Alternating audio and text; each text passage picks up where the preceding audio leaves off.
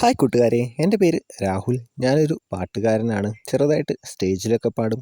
ഒരു ദിവസം എൻ്റെ ഒരു കൂട്ടുകാരൻ വിളിച്ചിട്ട് പറഞ്ഞു, അവൻ്റെ വീടിൻ്റെ അടുത്തുള്ള കുറച്ച് കുടുംബശ്രീ ചേച്ചിമാർക്ക് പാട്ട് പഠിപ്പിച്ചു കൊടുക്കണമെന്ന്. ആദ്യം ഞാനൊന്ന് മടിച്ചു. എനിക്ക് പാട്ട് പഠിപ്പിച്ച് കൊടുക്കാനൊന്നും അത്ര വശമില്ല. പക്ഷേ അവൻ പറഞ്ഞു, ഒരു ദിവസം 1500 വെച്ച് തരാന്ന്.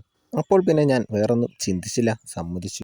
പിറ്റേ ദിവസം തന്നെ ഞാൻ റെഡിയായി അവിടേക്ക് പോവാൻ. കുടുംബശ്രീ എന്ന് പറഞ്ഞപ്പോൾ ഞാൻ വിചാരിച്ചു കുറച്ച് അമ്മമാരായിരിക്കുമെന്ന്. അവിടെ ചെന്ന് അവരെ കണ്ടപ്പോൾ എൻ്റെ മനസ്സിൽ ലഡുപൊട്ടി. ആകെ 10 പേരാണ് ഉണ്ടായിരുന്നത്. അതിൽ 2 പേർക്ക് മാത്രമേ കുറച്ച് വയസ്സുള്ളൂ. ബാക്കി എല്ലാവരും ഒരു 30-നും 35 വയസ്സിനും ഇടയിലുള്ളവരാണ്. ഞാൻ എല്ലാവരെയും വിളിച്ചിരുത്തി. എന്നിട്ട് ഒരു പാട്ടങ്ങ് പാടി. പാട്ട് കേട്ട് ചിലരൊക്കെ എൻ്റെ ഫാൻസായി മാറി. എൻ്റെ ചില നോട്ടങ്ങളും കണ്ണിൽ നോക്കിയുള്ള പാട്ടുകളും എല്ലാം കണ്ടിട്ട് ചേച്ചിമാർ കള്ളച്ചിരി ചിരിക്കുന്നതൊക്കെ ഞാൻ ശ്രദ്ധിച്ചു. അങ്ങനെ കുറച്ച് സമയം കഴിഞ്ഞപ്പോൾ വാതിലിൻ്റെ പുറകിൽ നിന്നും ഒരു പെൺകുട്ടിയുടെ ശബ്ദം, നിങ്ങൾ പാട്ട് പഠിക്കാൻ തുടങ്ങിയോ? അപ്പോൾ അവിടെയുള്ളൊരു ചേച്ചി പറഞ്ഞു, ആ പാർവതിയോ, നീ വന്നോ? ഞങ്ങൾ കുറച്ചു നേരമായി പാട്ട് പഠിക്കാൻ തുടങ്ങിയിട്ട്.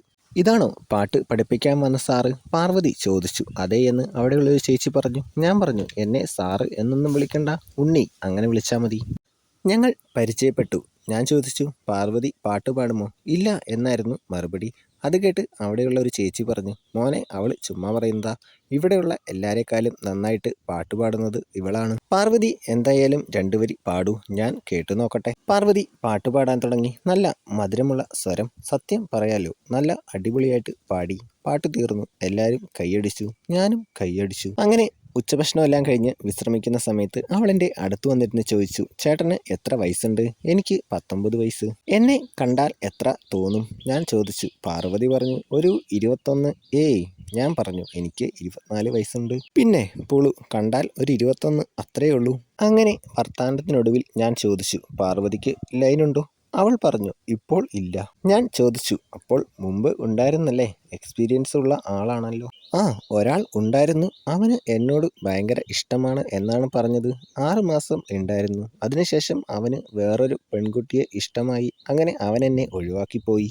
അല്ല, ചേട്ടന് ലൈനൊന്നുമില്ലേ? കാണാൻ നല്ല ലുക്കുണ്ടല്ലോ, അവൾ പറഞ്ഞു. എനിക്ക് അങ്ങോട്ട് ഉണ്ടായിരുന്നു, പക്ഷേ ആ കുട്ടിക്ക് എന്നോട് ഇങ്ങോട്ടില്ലായിരുന്നു. അത് കേട്ട് അവൾ പറഞ്ഞു, ഏതാ ആ പെണ്ണ്? അവൾക്കെന്താ കണ്ണ് കാണില്ലേ? ഇത്ര സുന്ദരനായ ഒരുത്തനെ വേണ്ടെന്ന് വെക്കാൻ. ഞാനെങ്ങാനും ആയിരുന്നെങ്കിൽ എപ്പോഴേ ഓക്കെ പറഞ്ഞേനെ. ആ, പോയത് പോയി. ഇനി ആരെങ്കിലും ഇങ്ങോട്ട് ഇഷ്ടമാണെന്ന് പറയട്ടെ എന്ന് ഞാൻ പറഞ്ഞു. പാർവതിക്ക് ഞാനൊരു ചൂണ്ട ഇടുകയായിരുന്നു. പാർവതി ഏതാണ്ട് സെറ്റായി വരുന്നുണ്ട്. എനിക്കും അത് തന്നെയായിരുന്നു വേണ്ടത്. അപ്പോഴേക്കും ഒരു ചേച്ചി അടുത്തേക്ക് വന്നു. നമുക്കൊന്ന് പ്രാക്ടീസ് ചെയ്ത് നോക്കിയാലോ എന്ന് ചോദിച്ചു.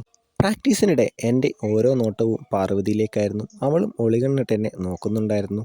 അതിനിടയിൽ ചില ചേച്ചിമാരും അവരുടെ കുമ്പളങ്ങയും ചക്കയും എല്ലാം എന്നെ കാണിക്കുന്നുണ്ടായിരുന്നു. ക്ലാസ് കഴിഞ്ഞ് പോകുമ്പോൾ അവരെന്നെ അവരുടെ വാട്സപ്പ് ഗ്രൂപ്പിൽ ആഡ് ചെയ്തു. എല്ലാവരോടും യാത്ര പറഞ്ഞ് ബൈക്കിൽ കയറി പോവാൻ തുടങ്ങിയപ്പോൾ പാർവതി വിളിച്ചു ചോദിച്ചു, ചേട്ടാ, ജംഗ്ഷൻ വരെ ഞാനും വന്നോട്ടെ? അങ്ങനെ ജംഗ്ഷനിൽ എത്തി. ഞാൻ അവളെ അവിടെ ഇറക്കി. അവൾ എന്നോട് പറഞ്ഞു, അടുത്തയാഴ്ച കാണാം, മെസ്സേജ് ഇടാം എന്ന് പറഞ്ഞു. അങ്ങനെ ഞാൻ വീട്ടിലെത്തി കുറച്ച് കഴിഞ്ഞപ്പോൾ ഫോണിലൊരു മെസ്സേജ് വന്നു. പാർവതി ആയിരിക്കും എന്ന് ഞാൻ വിചാരിച്ചു. എൻ്റെ മനസ്സിൽ ലഡുപൊട്ടി. പക്ഷേ അത് അവളായിരുന്നില്ല. അത് അവിടെ ഉണ്ടായിരുന്ന വേറൊരു ചേച്ചിയായിരുന്നു. പേര് അമ്പിളി. ആ ചേച്ചിയാണ് എന്നെ ചക്കയും കുമ്പളങ്ങയും എല്ലാം കാണിച്ചത്. പാട്ടിൻ്റെ ഡൗട്ട് ചോദിക്കാനാന്ന് പറഞ്ഞാണ് മെസ്സേജ് ഇട്ട് തുടങ്ങിയത്. അവസാനം ചേച്ചിയുടെ ഓരോ സങ്കടങ്ങൾ പറയാൻ തുടങ്ങി. അമ്പിളിയുടെ ഹസ്ബൻഡ് ഒരു ആസ്മ രോഗിയാണ്. പോരാഞ്ഞതിന് നല്ല കുടിയും. അങ്ങനെയൊക്കെ സങ്കടങ്ങൾ പറഞ്ഞു. ഞാൻ എന്തൊക്കെയോ പറഞ്ഞ് ആശ്വസിപ്പിച്ചു. അമ്പിളിയുടെ വാട്സപ്പ് DP ആദ്യം ഒരു പൂവിൻ്റെ ആയിരുന്നു. ഞങ്ങളുടെ ചാറ്റിങ്ങിൻ്റെ ഇടയിൽ അവളത് മാറ്റി ടീഷർട്ട് ഇട്ടുള്ള പിക്ചർ ഇട്ടു. ഞാനത് സൂം ചെയ്ത് നോക്കി. അതിലൂടെ ചക്കയുടെ ഷേപ്പ് വളരെ വ്യക്തമായി കാണായിരുന്നു. എൻ്റെ നമ്പർ എങ്ങനെ കിട്ടിയെന്ന് ഞാൻ ചോദിച്ചു. അവൾ പറഞ്ഞു, എന്നെ ആഡാക്കിയ ഗ്രൂപ്പിൽ അവളുമുണ്ട്, അങ്ങനെ നമ്പർ എടുത്തതാണ്. പിന്നീട് പിറ്റേ ദിവസവും അമ്പിളിയുടെ ഒരു മെസ്സേജ് വന്നു. ഞാനും ഒരു ഹായ് അയച്ചു. ഞാൻ DP നോക്കിയപ്പോൾ വീണ്ടും മാറ്റിയിരിക്കുന്നു. ഞാൻ അത് സൂം ചെയ്ത് നോക്കി. ഇന്നലത്തെക്കാളും വ്യക്തമായി എല്ലാം കാണാൻ പറ്റുന്നുണ്ട്. ഞാൻ മെസ്സേജിൽ പറഞ്ഞു, DP കൊള്ളാം, അടിപൊളിയായിട്ടുണ്ട്. അപ്പോൾ ഇന്നലെ ഇട്ടതോ, അത് എങ്ങനെയുണ്ടായിരുന്നു? എനിക്ക് മനസ്സിലായി, അമ്പിളിയോട് കുറച്ചുകൂടെ ഓപ്പണായിട്ട് തുറന്ന് സംസാരിച്ചാൽ വഴിക്ക് വരുമെന്ന്. അത് നല്ലതായിരുന്നു. ഇത് കുറച്ചുകൂടെ നല്ലതാണ്.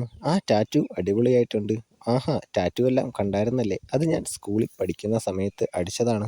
ഞാൻ പറഞ്ഞു ടാറ്റു ഞാൻ ചെറുതായിട്ടേ കണ്ടുള്ളൂ. അവൾ ചോദിച്ചു എന്താ മുഴുവനായിട്ട് കാണണോ? ഞാൻ പറഞ്ഞു കണ്ടാൽ കൊള്ളാം, വേറെ ആരോടും പറയരുത് എന്നവൾ പറഞ്ഞു. ഞാൻ പറഞ്ഞു ഏയ് ഞാൻ ആരോടും പറയില്ല. പെട്ടെന്ന് ഒരു ഫോട്ടോ വന്നു. ഫോട്ടോ കണ്ട് ഞാൻ ഞെട്ടി. അത് കുമ്പളങ്ങി അല്ലായിരുന്നു, വലിയൊരു ഒന്നൊന്നര ചക്കയായിരുന്നു. ഞാൻ പറഞ്ഞു അമ്മോ ഇത്ര വലിയ ടാറ്റു ഞാൻ കണ്ടിട്ടില്ല. അവൾ പറഞ്ഞു ടാറ്റു ചെറുതാണല്ലോ, നീ ടാറ്റു തന്നെയാണോ നോക്കിയത്? ഞാൻ പറഞ്ഞു ടാറ്റുവും നോക്കി. പിറ്റേ ആഴ്ച അമ്പിളിയുടെ വീട്ടിൽ വെച്ചായിരുന്നു പാട്ടുപഠനം. അവൾ പറഞ്ഞതനുസരിച്ച് ഞാൻ നേരത്തെ ചെന്നു. ആരും വന്നിട്ടില്ലായിരുന്നു. അവിടെ വെച്ച് ഞങ്ങൾ ഞങ്ങളുടെ ആഗ്രഹങ്ങളെല്ലാം തീർത്തു.